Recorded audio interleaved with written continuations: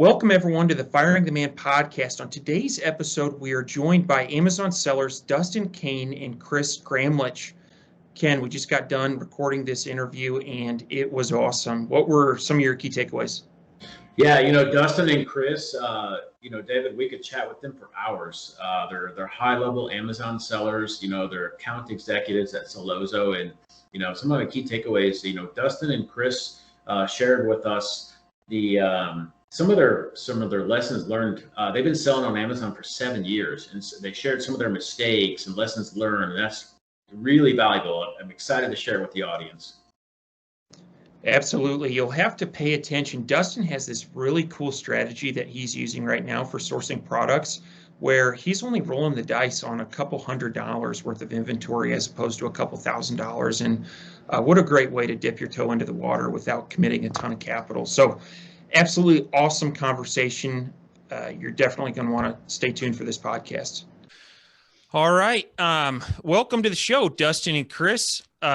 First things first, tell us a little bit about yourself. Kris, you can go first.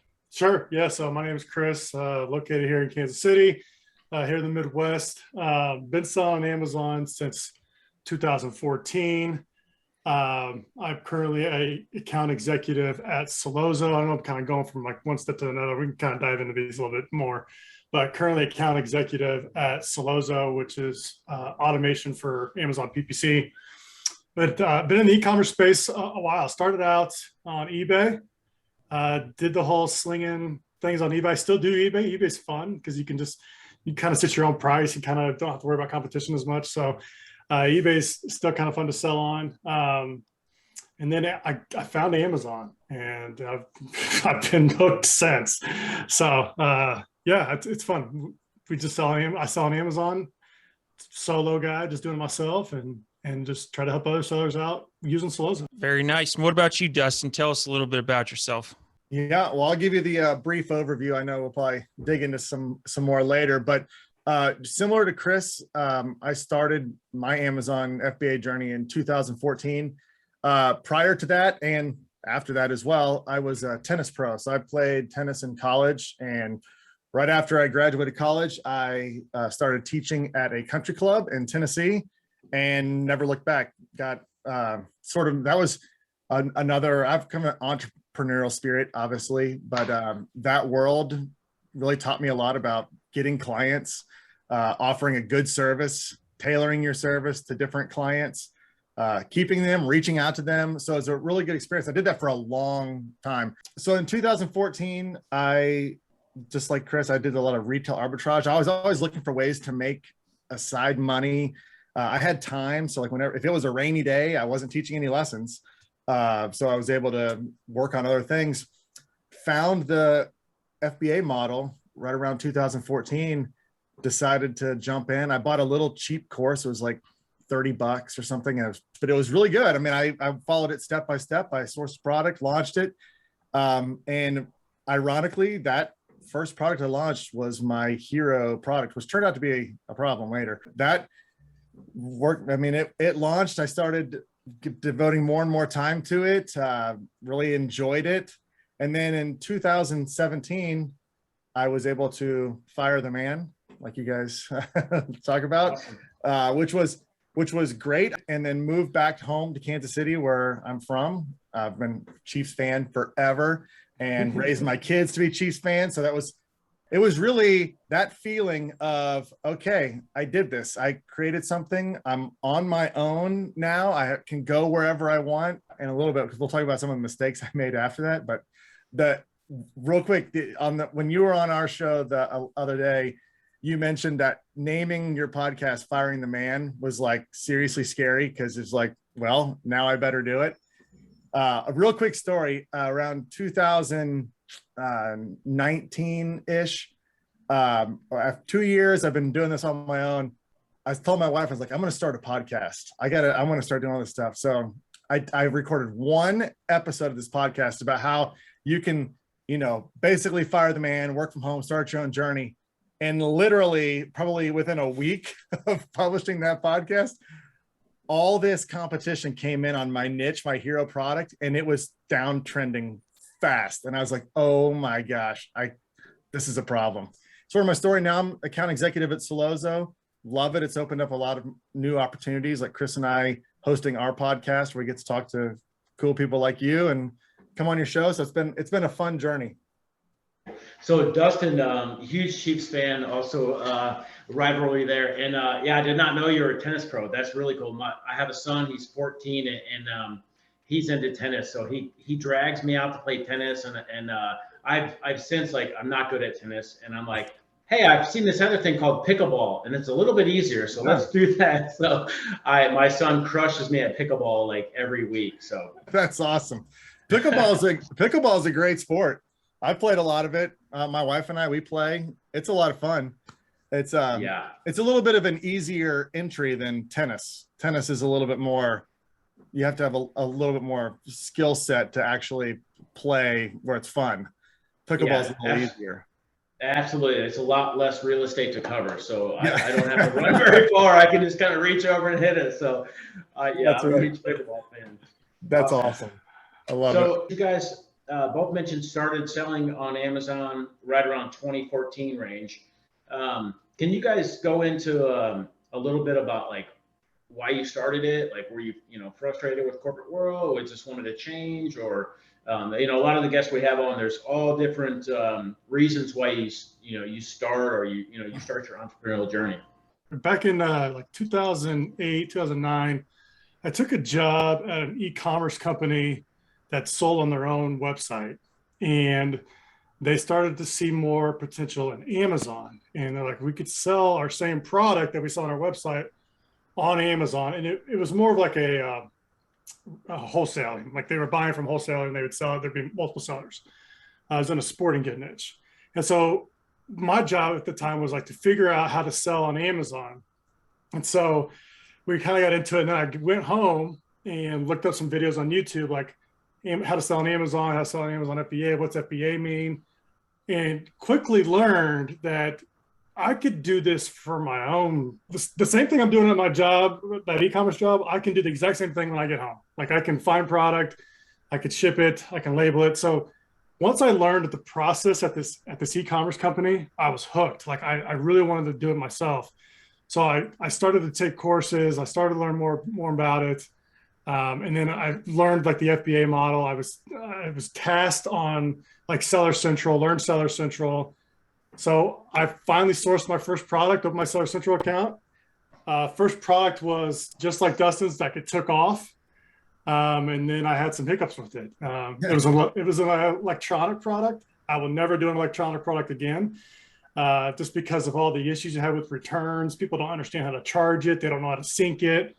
There's just too many issues with electronics, especially now shipping it. Like, there's just a lot of issues.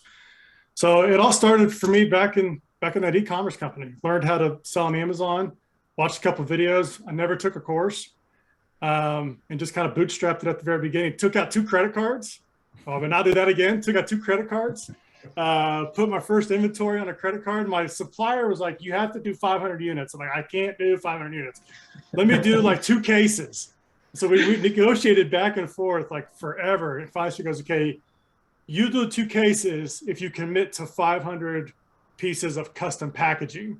I was like, okay, fine. I'll commit to 500 pieces of custom packaging, but I'm only starting out with 2 cases. And 2 cases at the time was like 72 units. And so I took those 72 units and just rinse and repeat, launched them.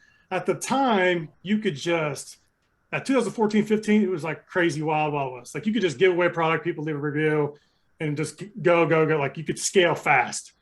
And so I took those 72, got a bunch of reviews, scaled it, bought another 72, another 72, another 72, and just kept paying off the credit card every time I got a disbursement.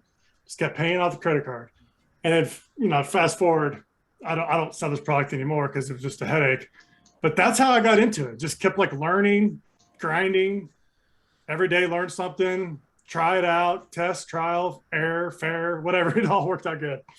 Yeah, no, that's awesome. So that's pretty cool. So kind of on the job, you learned on the job then, and just and my employer at the time didn't know it, but like there was a point where, like, I started to really get into this and really, like, learn a lot of the lingo and, like, strategies that I would come to the table with like, hey, we should probably try this, this, and this out, or let's look at this repricer. And it to just go on deaf ears. Like there was no like, okay.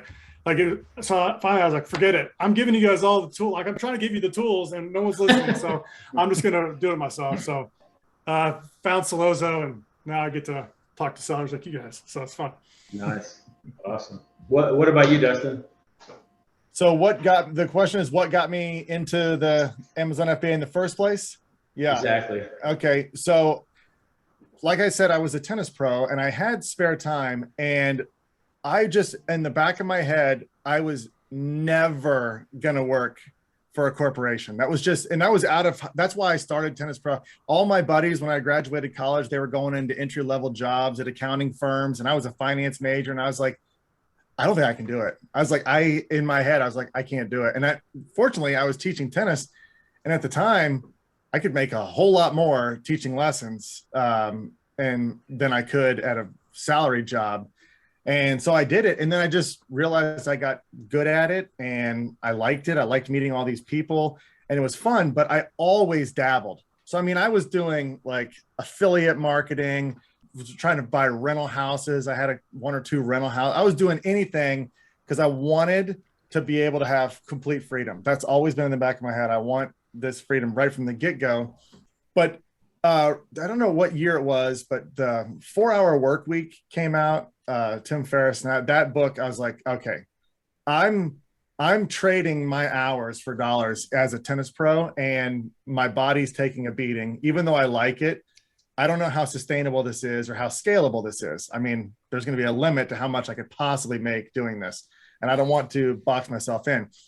So right around that same time, I read that book. Then I was starting to see a lot of the Amazon FBA stuff come out, and I was so intrigued, because it was completely different. Everything else, even affiliate marketing, I was like, man, I'm writing so much content.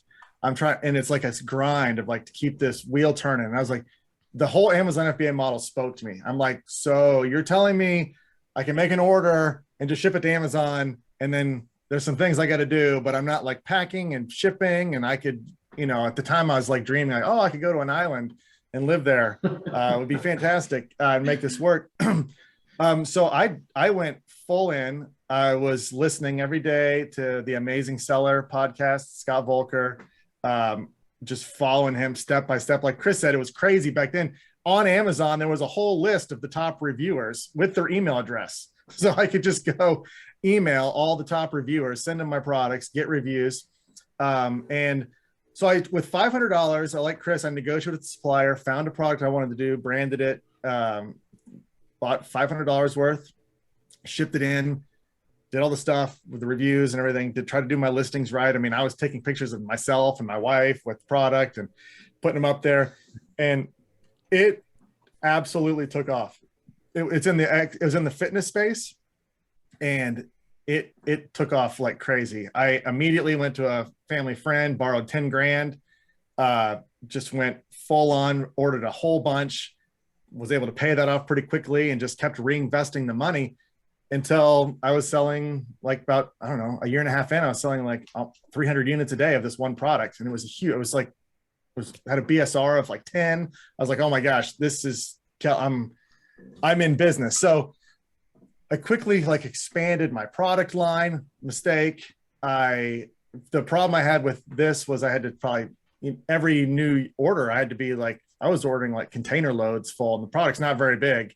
And so I was having to get some funding to cover all that. And there wasn't this really cool funding back then like there is now. Like there's a lot of opportunities with funding that I wish I had, because it would have been easier. But more traditional lending locks you in, and you got like these lump sum payments. But anyway, the business was rocking. Did all the calculations. I'm like, we are more than replacing my income I'm making from tennis. So let's move. Let's just I like change sometimes. So I was like, let's go. We'll go to Kansas City and we'll raise our boys right next to Arrowhead Stadium, which would be nice. So did that. And then we can go into what happened now if you want, because that was my story about getting into it. I don't want to go into the next question or anything and overlap, but like I said, it was what I was hoping for 2 years. Had a crew of VAs working for me. product. I was launching around that brand, but I didn't have brand registry. And so I filed for a trademark for this brand so I could open up all these opportunities. This is around 2018, 19, probably. And I immediately got a cease and desist letter from a major brand that we all know.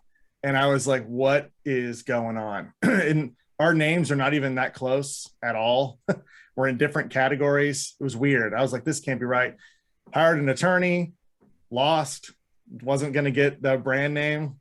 So, and at the same time, I'm floating a lot of money just to keep orders coming in because I'm selling more and more and more and more, which sounds great, but it can be a problem with your cash flow.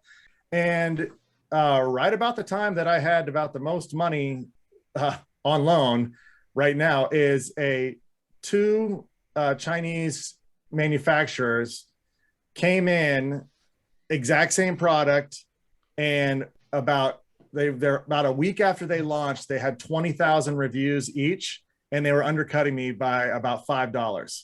And my sales went to about a fourth of what they were, which was immediately not sustainable for supporting a household of four and seeing it go. So I went immediately, found a club here and told them I'm a tennis pro, started teaching again. That was the nice thing, is to have a skill in your back pocket where you can quickly salvage it. And then I've been building that business back ever since. And fortunately found Selloza at a meetup. They're based in Kansas City. I found a meetup. I signed up for the meetup, never went, and they emailed the group and said, if anybody's interested in a job, let us know. And I'm like, well, this is interesting. What is all this? And I started looking into it. I was like, how opportunistic and strange that like an exact fit for what I would like to do popped up.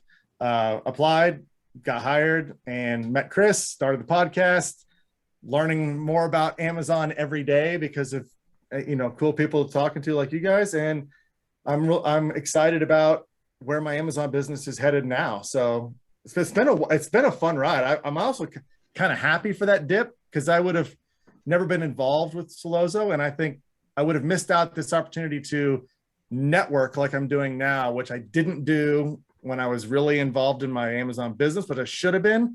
And so I just wasn't quite on top of all the things that were happening and could have taken preventative measures. So yeah, that was long. No, we like it. I'll tell you, there's we like hearing success stories, but I think there's a lot more value in some of these stories where there are, issues like this that come up. And so just to dig a little bit deeper on this story, there was certainly a lot of things that were out of your control, right? Like the two Chinese manufacturers competing against you, the trademark. What would have you done differently if you could replay this all over again? Yeah, so I would have gone for brand registry, trademark, all that stuff earlier. I was way too much side hustle mindset at the beginning, as opposed to let's establish something that's got permanence. So, and even when I realized I should be doing that, I still waited too long. And so I would definitely do that. If anybody's starting now, I would treat this like this is going to be your business, or that this is something you're going to sell, in 5 years, and treat it like that way from the beginning. I didn't. So I would definitely change that. And then I probably would have kept some sort of income going longer than I did. I potentially popped out too early. I don't think I popped out too early revenue wise or profit wise. I think I popped out too early when I didn't have my risk diversified enough. Like I was heavily dependent on one or two products for this revenue. And so anything could have happened. And I was just probably a little naive to the fact that it could go wrong quickly, especially when I'd been selling this product for 4.5 years or something. And every year I sold more and more and more. It kind of locked you into a psychology of it. And then also when it did go bad, I think what I would change then is that kind of affected me like a little personally, like I screwed up, like I failed. And that kind of messed with me for too long, as opposed to saying like, oh, let's figure out a way to do this. Let's pull this inventory. Let's liquidate it. Let's get the money back, recoup it, launch something else quick. It took me a little too long probably to get past the fact that something that was successful for so long wasn't as successful anymore. So those are, I think you can't discount like emotional stuff when you're talking about businesses like this, because it can mess with you on the way up and it can mess with you on the way down, for sure. Yeah, that's the entrepreneurial roller coaster for sure. Yeah, yeah, we know exactly what you're talking about. So, now, Kris, do you have any similar stories in terms of like mistakes or failures, if we want to call it that, when you got started selling? Yeah, so like I mentioned earlier, I went in electronics. I was selling dog bark collars and dog training collars, and I put all my like eggs in that basket. I did one variation, I did another variation, different colors, and what I ended up finding is there was a lot of confusion on how to use it, and there was a lot of people that didn't like the fact that the dog was going to get a little bit of a shock for barking, but they bought it anyway. Like I didn't get it. So, and I have 2 dogs of my own, and at some point I was like, if I'm not going to put them on my own dogs, why am I even selling these things? So I got a lot of returns back. I had a lot of inspection issues. That right there, like being so like focused on trying to make that product work, I'll never do an electronic product again because of so many moving parts. They fail inspections a lot. And then, people, when they put it on their pets or something, they don't know how to use it. There's a lot of confusion on how to sync things together. That was my biggest failure. It's probably, it was good and bad because it was my best product. I was selling a ton of them, but I was also getting back like 20% of them, 20 to 25% of them. So then I have this garage full of returns, and I'm like, what am I going to do with these? I have to liquidate them on eBay or something. So that right there was bad. And then the second product was a product that was really cheap. It was a dog brush. So it was like $10, $14, $15. And what I did there, I made a mistake because I went really wide on that. I tried to make a whole product line of dog brushes. But when you look at it, like, how many dog brushes does a dog owner really have? Like, they have like 1 or 2 maybe at the max, right? They're not buying like a complete grooming set. And if they are, they do that for a profession. Like they sell grooming, like that's what they do. They groom pets. So I spent a lot of money. I kept buying like new variations and like new product and like new molds and different colors. And I got caught up in like building a brand. And I took out a loan. Amazon Lending came knocking. Hey, you want a loan? 300 grand. You want to take it? I was like, shoot, at the time, I remember like the line was like the date was coming up to either yes or no, right? And I was like, hey, this is either I take this loan or I don't take this loan. Like, I need to figure this out.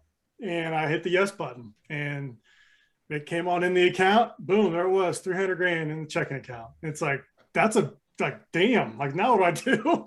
Like that's a big feeling, right?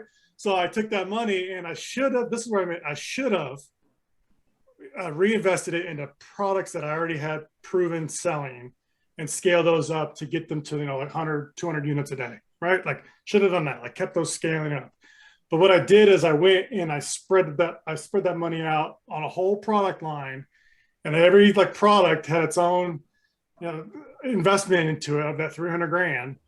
And when it came time to reorder, that 300 grand was gone. I didn't have any money to reorder. So then I was caught up in that liquidation phase. Like, okay, I gotta raise funds here. I gotta raise capital. I need some capital. So then I just start slashing prices on all these SKUs that I took a lot of time in building the listing, getting the packaging, creating the logo on it. And I wish I would have never done that. I'd be curious to see what happened if I would have clicked no on that at that time. Probably would have been a little bit more focused on making sure the products are proven.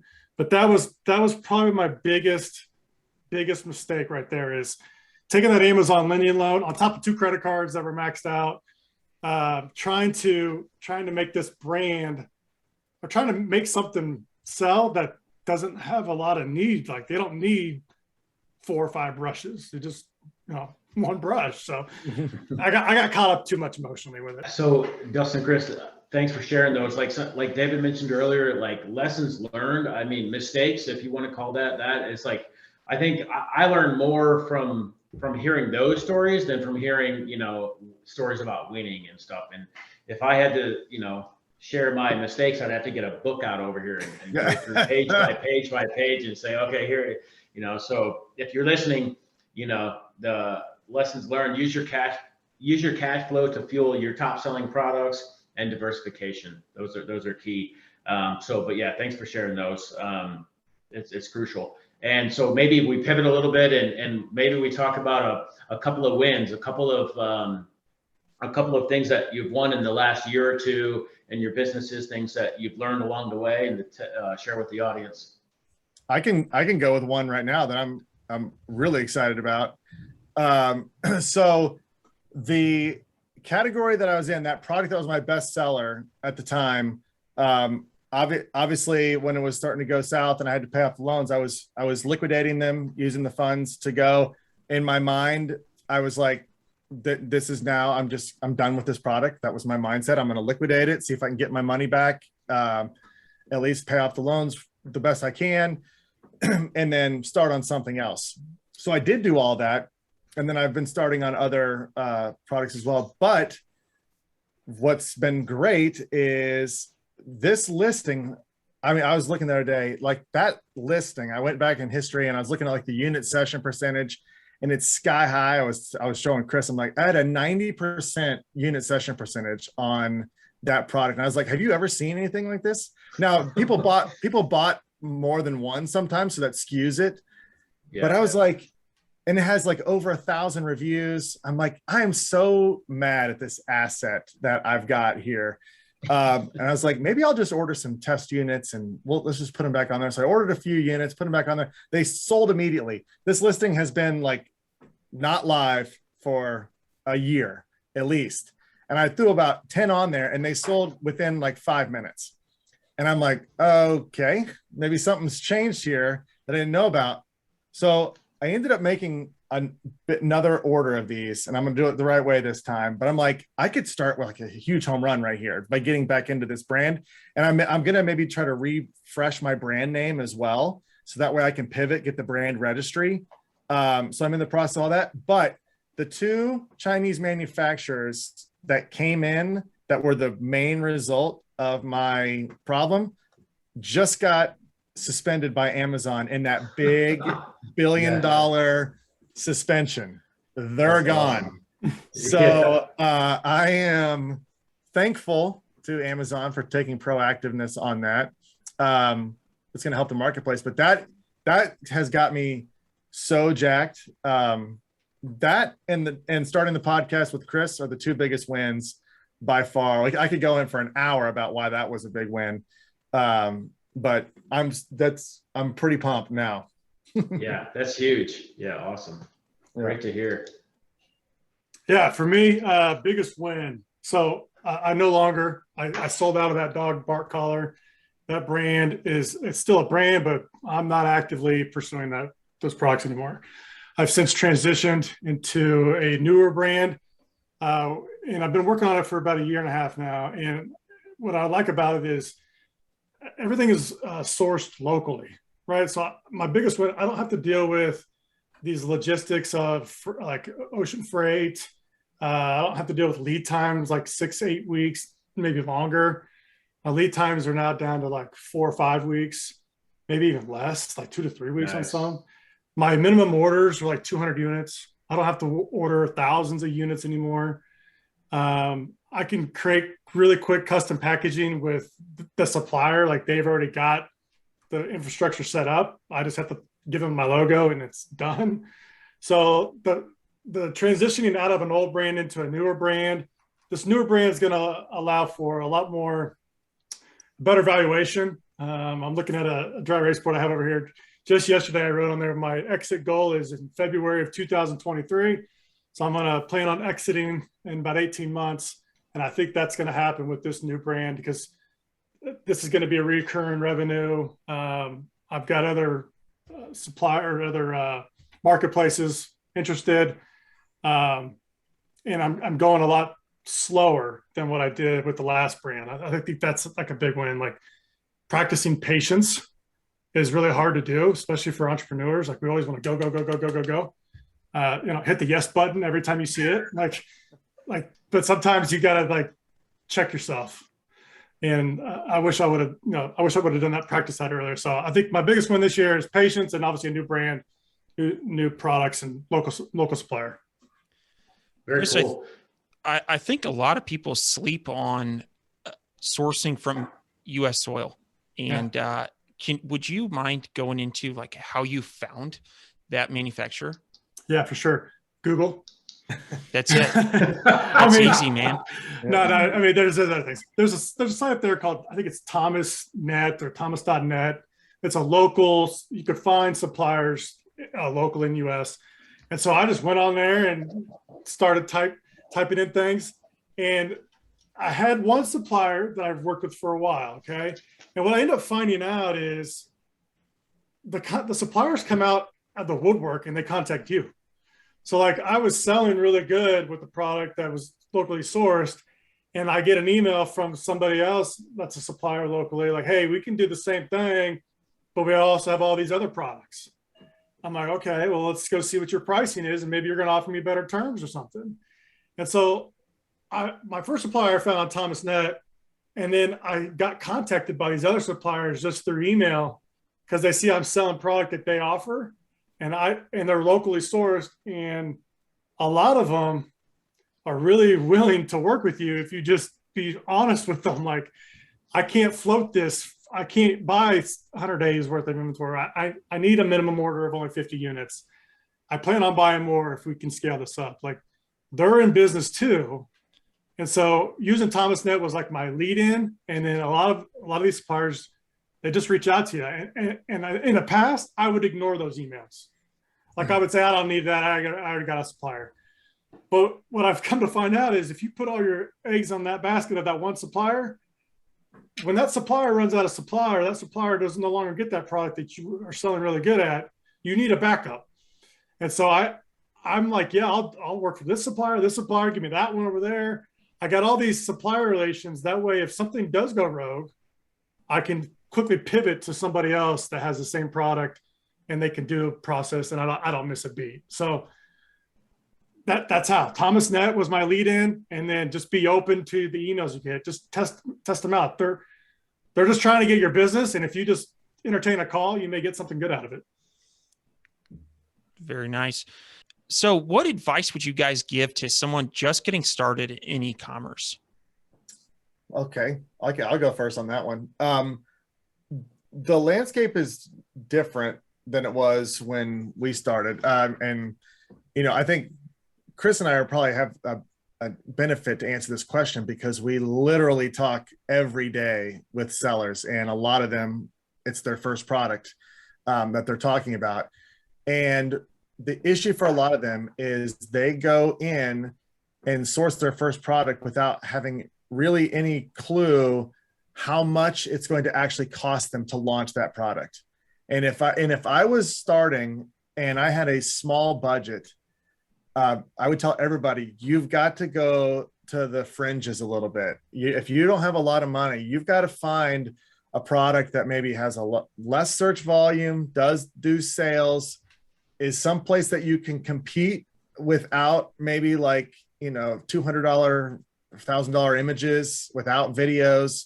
I'm experimenting with a lot of this stuff right now. Like products that might sell like 5 or 6 units a day that, are really, that maybe they're cheap, but there's not a lot of competition there and you can completely stand out. I think for someone starting, you've got to really know that the product you select has it impacts what it's going to cost. You cannot just come in and start selling something that's super popular right now, has a lot of competition, and say that your launch budget is $1,000. It's not going to work. You're going to spend $1,000 in your first 2 days of advertising. So you got to know that. And I think that's from the people we talk to, that's usually the most difficult. Is there's so much opportunity, I feel like maybe more than ever, to start on Amazon, but not if you're going to sell a dog leash. Or dog brush. Yeah, dog brush, or something that's got one keyword that's the main driver, and there's thousands of commoditized products for it.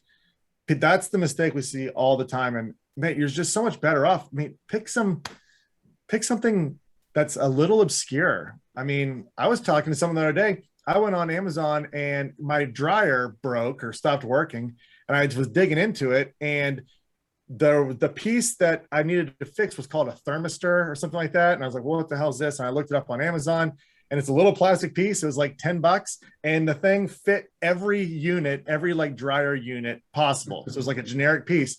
And I was like, that's a perfect product. Like that, you could buy a bunch of those for cheap. There's not a lot of competition. I looked at the search volume. There was pretty decent search volume for it. And you wouldn't think that, but if I was starting again, boy, I would start something like that if I didn't have the money, and I would not make protein powder my first product for sure. I think that's the best advice you could give anybody, because product selection is always the problem. Usually. I'm gonna piggyback on that. Product research is super important, right? Like product research, you got to know what you're launching, because you could be selling 6 dog brushes and not realize that you don't need to be doing that. So what I would do is I would suggest going to like AliExpress, or finding something where you can buy like 30 units of a product or 40 units of a product. Super, it doesn't cost you a lot of money. Like you can get those and just test it out. Like learn the process, like learn how to make a listing, learn how to run ads, learn how to get images, learn how to list a product on Amazon and send it to Amazon FBA. Like learn all that. And then while you're doing all that, you're kind of like teaching yourself. You're teaching yourself the whole process. Keep your eye out. Like find more product. You can always do product. I still do product research. Dustin still does product research. Oh, yeah. It's just like fun to keep your finger on the pulse there on what's changing in the atmosphere.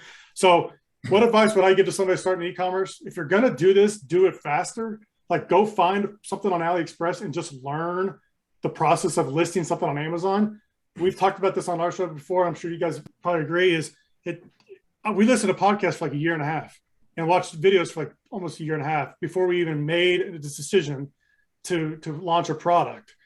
Looking back, I wish I would have just picked something, learned how to do it, and then just figure it out moving forward. So if you're thinking about launching an e-commerce, just pick a product, small quantity, launch it on Amazon, and go from there. Yeah. And if you want, because I think learning it is like, I'm gonna piggyback on it because that's so important. I actually did retail arbitrage for like a month or so before I went to Walgreens and was buying stuff and flipping it, but doing the FBA. That helped me learn everything about labeling and like the process of sending inventory in and just everything. And that really helps you do it.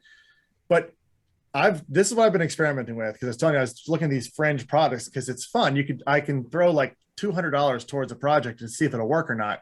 And you can go on Alibaba and whatever you're looking for. So if you find something that's kind of random on Amazon and you're like, maybe I should try that, and nobody else is really doing a good job with their listings, go to Alibaba and then you can filter it by ready to ship. So, and then if you go to any of the manufacturers that have ready to ship, they've literally got this inventory sitting there, and you just tell them, hey, I want 10 units, 20 units, and it'll add it, shipping. I do this all the time, and I'll have 20, 30 units of a product at my house like 5 days later. And I maybe like spend $100, and then I can take pictures of it, make a listing, send it in, validate it, don't do any ads, just see, will this sucker sell? And if it does, I can grow it more. So it's kind of I've been doing that a little bit as a testing on the side while I'm growing my main brands. But that's such an easy way to learn the whole process. To be like, do you like doing this? Do you not like doing this? Run your first campaign. It's not going to cost you much if you got, a low volume product that does make sales. You can run a $10 a day ad campaign and test it out. I do think that. I think a lot of times that right now, a lot of the stories and people are talking, a lot of these courses and stuff, they're really designed for someone that's got $15,000 ready to invest, $20,000 ready to invest. And people are listening to this and they don't have that ready to invest, but they follow the same flow. And that's not the flow you go if you don't have that much money. But you can get into this you can get into this world for cheaper, even now, even though everyone says high competition. So, and you may find Absolutely. a product that sorry, Ken, to cut you off there. No, go ahead, Chris. You may find a product that just takes off that you didn't realize it was going to be good, and you validated it first before you committed to thousands of units and thousands of dollars. Yeah, somebody look up thermistor, dryer thermistor, and let me know how it goes. Yeah, no, that's crazy. I've done it a couple of times, and it's you're exactly right. It's a way to validate with a little bit of money versus just clicking on that, give me that loan and go real deep. So no, yeah, great advice. Before we pivot and talk about Selloza, because I definitely want to get into that. One last question. And this could be, from your guys' personal experience, or maybe some sellers you've talked to. Inventory restrictions. It seems like that's been the talk of the last, probably 6 months. So do you guys have any tips or tricks, or have you heard of anybody out there? What is everybody doing to get around this, or to just to survive until these are gone? Yeah. So on new ASINs, I'm getting, it was ASIN, now it's account level. So luckily, like I mentioned earlier, I have minimum orders that I can, like 200 units. I can go 100 units if I really wanted to. So it's not really affecting me yet as far as scalability goes, because I'm still just sending in like a couple hundred units of a product, and I have a back order ready for when I do my launch. I can just easily send in another 200 units. So I haven't had really much restrictions there as far as how many units I can send in. And then I see it all over online, but I don't have an account restriction yet either. Like I haven't had any like you can't send this in because you're at max limit. It's small product, so that's another bonus, is I'm not taking up a lot of space, and it's really lightweight. So I'm not really affected yet on that for my account. Yeah, sure. I mean, a lot of things Kris is doing does help that. Source domestically. Yeah. Get minimum orders. Have a lead time where you can stay up to that. I don't know the difference between restrictions on like a brand new account or like a seasoned account, like what we have. I know I have very large limits on a lot of my stuff. So, and there's sales volume, and so they keep it going. So, and I actually, a lot of my products are small as well. So I have a basement that is my warehouse. So I have stuff in here, and there's a lot of stuff down there. But I ship in that way. But that is sort of why I started experimenting with these, like maybe 5-10 units a day type products and maybe low cost, because in my mind, if I went wide with low cost to entry type products, and having 100 products that sell 5 units a day is the same thing as having one product that sells 500 units a day, and it's maybe a little bit more diversified. And as far as I can see, most people who start selling, they always go for the same type of products, whatever's hot. Go look up Spurtles right now on Amazon. Commercial or weighted hula hoops. Weighted hula hoops. It's like, yeah. For whatever reason, when people are doing product research, if you see an as seen on TV commercial, it's like you can't get that product out of your head. It just keeps coming to the forefront when they're like searching for what they're going to source, and we see it all the time. What are you guys doing? What are you guys seeing on the inventory restrictions? It's been rough on us. We have some oversized products that it's putting a squeeze on us.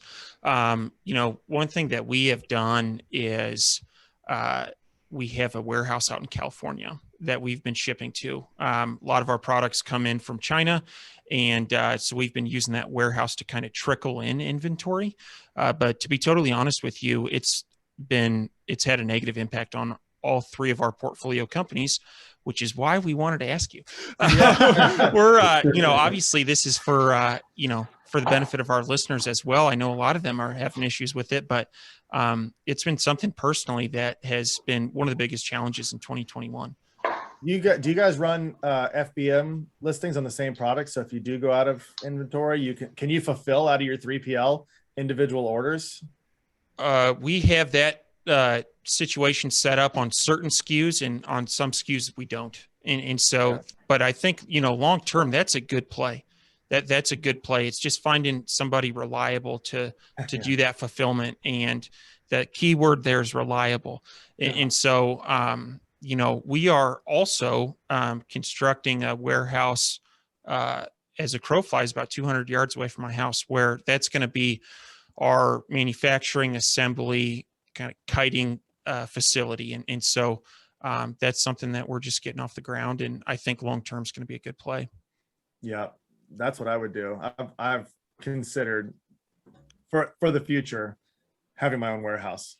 Yeah, Dustin, I was laughing when you were talking about your basement being your warehouse. That's been my basement for the last 4 years, like literally wall to wall. And it got to a point where it's just driving my wife nuts. Yeah. And when it drives her nuts, guess what? I got to do something different.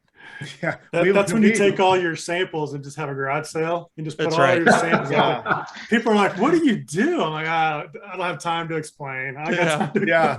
Well, that's a whole other thing. What do you do? Like, Yeah. I had like a truck will pull up to my house and like drop off pallets of stuff. And they're like, the neighbors are like, what's going on over there? What's in those pallets? I had funny story. I had a removal order last year for a patent infringement, and I had to remove, I don't know, 15,000 units. And, 52, I live on a cul-de-sac in the neighborhood, a 52-foot truck drove down with a lift gate. And my neighbors are like, what is, here I am, my two-car garage, I opened it up and it's like thousands of Amazon cartons. My neighbors, it's hilarious. Everybody listening probably, we probably all use our basement as a warehouse at some point. So yeah. Oh yeah. And you brought up the patent issue. I ran into a patent issue too. So that's another thing. That's another thing about starting small. And validating, because they'll come after you if you have no way really of knowing. I mean, you could do some research, but I was shocked by my patent issue. I was like, how can this possibly be patented? There's 50,000 of them. I'm looking at them right now, different listings. Right. So, that you're absolutely right. Scaling rapidly is you got to be cautious about it, especially with the patents. And if the patent has been submitted and not approved, you can't really search for it, right? So there could be a patent that's in process, you launch, and then you get hit. And that's kind of what happened to me, but that's a story for another podcast. Oh yeah, we got lots of stories. We could right, we could jam all day. Yeah. David, any last questions before we pivot into Selloza? Yes, and I like to ask all Amazon sellers this and it's because it's something that I struggle with. When someone asks you what you do for a living, not speaking about Selloza, but just the Amazon piece, it used to be easy. I'd say I'm an accountant. Everyone knows what that is. But my answers recently have ranged from like, I sell stuff online. I've said e-commerce professional, which sounds kind of douchey.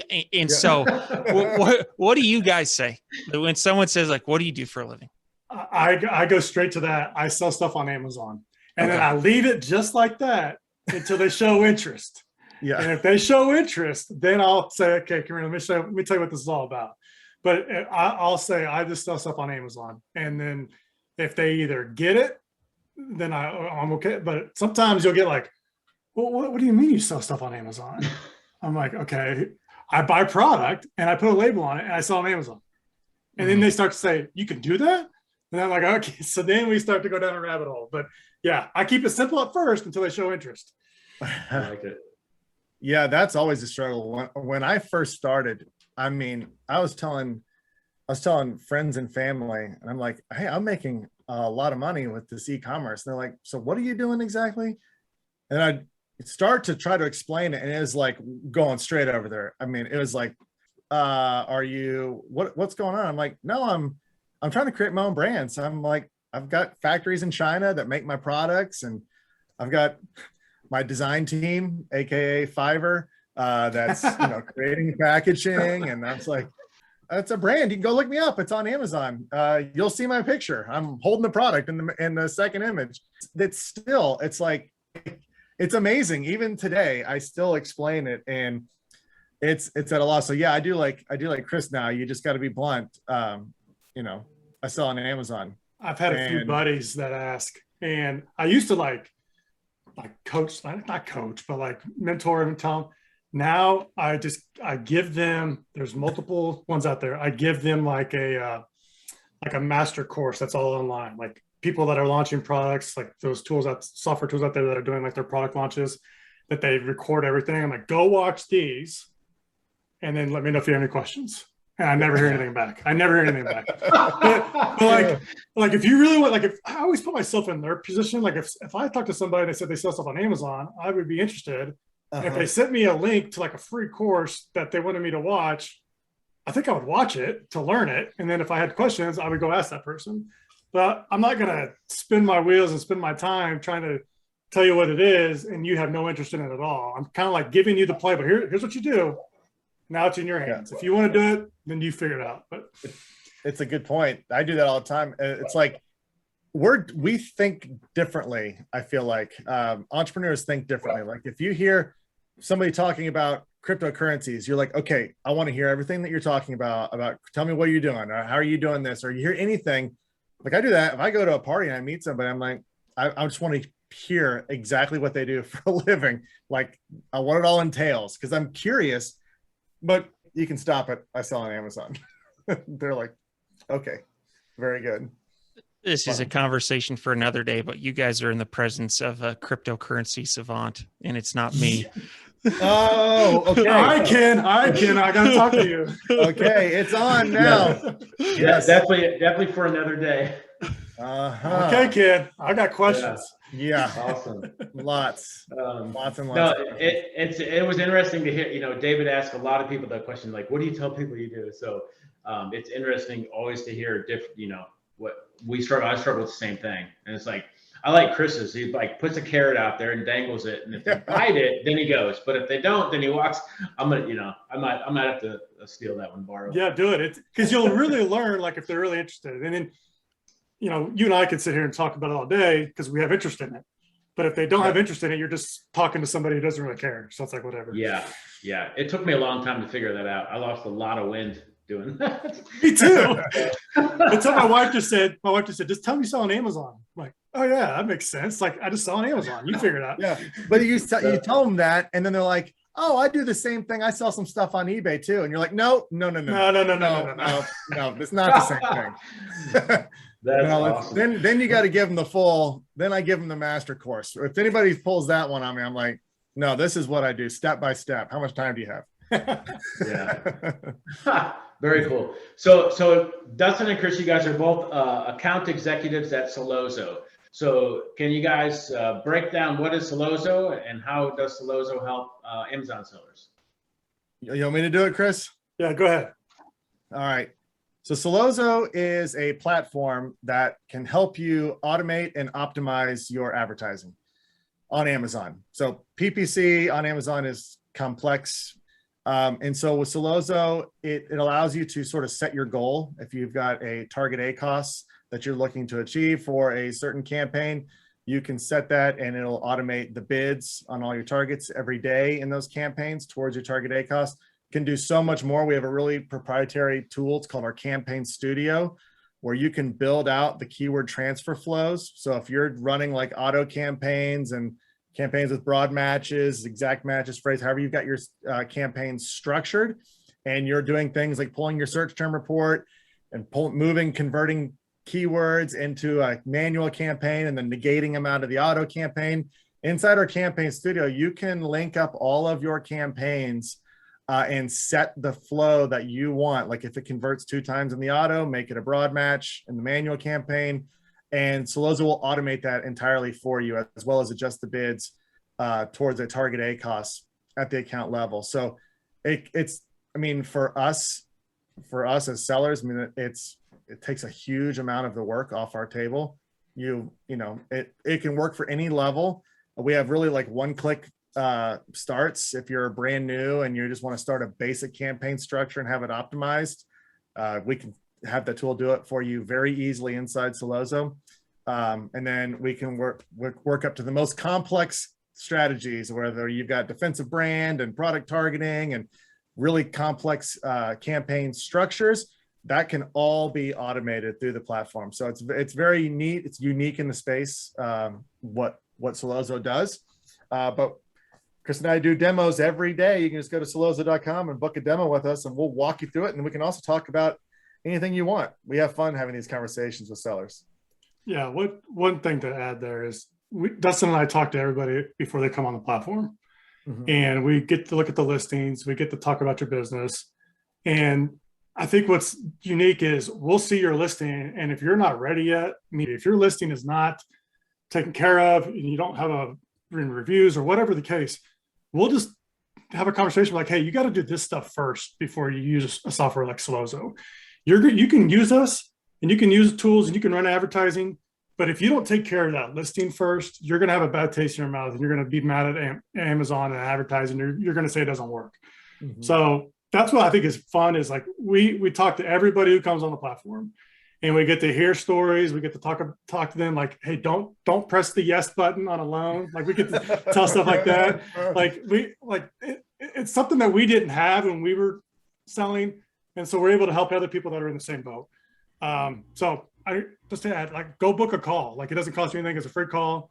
If you're not ready yet, we're going to tell you, come back in 6-8 months, whatever it is, and you can use it then. Or if you just want to chat about Amazon, I could do this all day. So feel free to check it out. That's awesome. Yeah. So if you're listening and you know, you need automation, which you do, because every entrepreneur in Amazon wears 10 hats. So, you know, call Kris Dustin, go to Selloza.com, grab a demo. It's really cool. You guys kind of audit the listings and make sure that, you know, they're not wasting money and spending that. That's really cool. I haven't seen that a lot. So very awesome. David, anything else we want to wrap up before we get into the fire round? Let's get into it. Ooh, all fire right, let's round. do it. So yeah. Right. Oh wait, we forgot to say, Kris Dustin, we have a fire round. So, right on. I'm ready. Let's go with Kris is ready. Let's go with Kris first. Just a couple quick questions, and it's a fire round. What is your favorite book? So I just finished Atomic Habits. That's a good book. Each chapter is like a different story, and you can kind of get lost in one chapter. So like small changes lead to big results. So I would encourage anybody, go read that one, especially because I like the individual stories for each kind of chapter. Really good. Awesome. I love that book. What are your hobbies? I love sports cards. I love watching crypto. I love anything e-commerce. I've been telling Dustin, I've been playing around with Walmart. Yeah, like I love going to the gym. But sports cards, I've been doing that a lot lately. Awesome. Getting them graded and stuff. Yeah, pretty fun. Very cool. Last one. What do you think sets apart successful e-commerce entrepreneurs from those who give up, fail, or never get started? Patience. Having patience. Being able to reel it back a little bit. Just from my personal experience. Awesome. I like that. Dustin, you're in the hot seat. What is your favorite book? All right. So I got, I read a ton. So I read 2 or 3 books a week. I just love it. So it's one of my hobbies as well. In terms of like entrepreneurial, I'm telling you, 4-hour work week, that changed. It's a lot of the stuff in the books, not a lot of it's totally relevant now, like tactics and stuff, but the concept that really changed my mind about where to go. In terms of like, one of my all-time favorite books is philosophy. I love Atlas Shrugged, Ayn Rand. That's just a great book. Anybody who wants to read it, it's an amazing book. So those are two books that probably changed like my philosophical outlook on life and business. So those are good. Okay, very cool. What are your hobbies? So we know one of them is reading. Reading, tennis, obviously used to be a job, turned it into a hobby. That's a nice way to do things. And sports in general, I love competition in sports. And then anything around that. So like DraftKings, like daily fantasy sports is a huge hobby of mine. I do a lot of this, and I'm trying right now to figure out a way, like a system where I'm trying to put together a system where I can dominate daily fantasy sports because it's so fun. That's awesome. For anybody listening and not watching on YouTube, Dustin's rocking a Casey hat, a Casey shirt, Casey stuff. He's got, I see a quarterback on the wall back there. I mean, he's all on top of it for sure. Yeah. All right. Well, last one. What do you think sets apart successful e-commerce entrepreneurs from those who give up, fail, or never get started? Yeah, I think two things. I think you have to have an overarching optimistic and attitude that you're confident that you can accomplish anything and overcome setbacks. I think you have to have that. It's critical. And then I also think that persistence to when something goes wrong, you're like, I'm going to figure this out. And I think sometimes that takes a while to learn and develop. You got to hone that skill. Yeah, excellent. Mm-hmm. Definitely agree. David, you want to wrap it up? Absolutely. I just wanted to thank both Kris and Dustin for joining us. We're going to post a link in the show notes to Selloza, and if you're curious about the services they offer, book a call with either of them. But just wanted to say thank you for being a guest on our podcast, and for all of our listeners, go check out Two Sellers and a Microphone. That is Kris and Dustin's podcast, and it is absolutely excellent. Thanks for having us. We enjoyed it. Loved it. Thanks, guys, so much. Yep. Yeah, appreciate it, guys. We'll